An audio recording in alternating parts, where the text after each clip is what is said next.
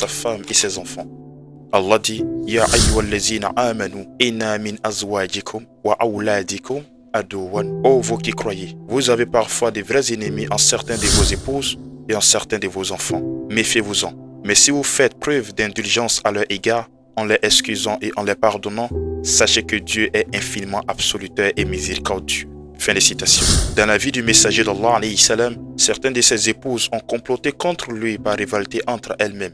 Cela a énormément touché le prophète à tel point que le prophète a quitté sa maison et s'est isolé dans une autre maison, loin de ses épouses pendant 1 mois. Les gens pensaient que le messager d'Allah avait divorcé de ses épouses. Mais lorsqu'ils l'ont demandé, il a répondu « Je n'ai pas divorcé ». En vérité, je te rencontre ce récit pour juste te dire, même le prophète de Dieu n'a pas échappé aux ruses de certaines de ses épouses. Mais Dieu merci que Allah a informé son prophète de leur complot.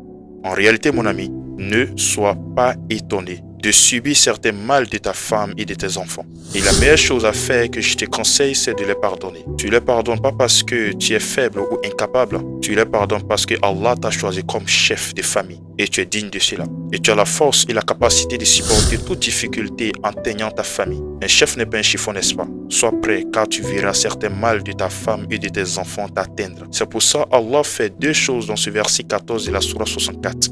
La première chose qu'Allah fait, Allah avertit. Oh vous qui croyez, vous avez parfois des vrais ennemis en certains de vos épouses et en certains de vos enfants. L'objectif, Allah voudrait que tu t'apprêtes psychologiquement, que les actions de ta femme et de tes enfants ne te choquent pas. Allah t'avertit pour ne pas aussi que les mauvaises actions de ta famille te poussent à toi et à eux de laisser la guidance et la droiture de l'islam. Allah t'avertit pour ne pas que l'amour que tu portes pour eux t'aveugle à tel point que tu négliges les lois d'Allah et que toi et eux soient dans un égarement évident. Allah t'avertit. Pas parce que ta femme et tes enfants sont forcément mauvais de nature, mais Allah t'avertit qu'ils peuvent se tromper, ils peuvent tomber dans les erreurs. Et c'est toi qui vas subir ces conséquences. Tout simplement, l'être humain est faible, alors prends garde.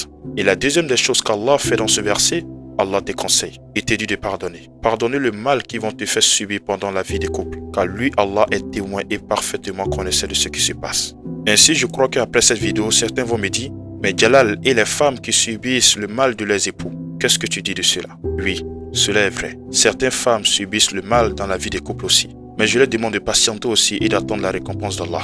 Et personnellement, je ferai une vidéo sur cela, afin d'exhorter certains hommes à changer le comportement vis-à-vis de leurs épouses. Ainsi, je vais m'arrêter ici. Qu'Allah nous pardonne.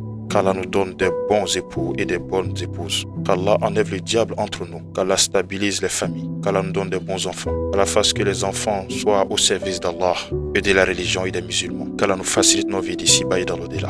Ainsi, je m'arrête.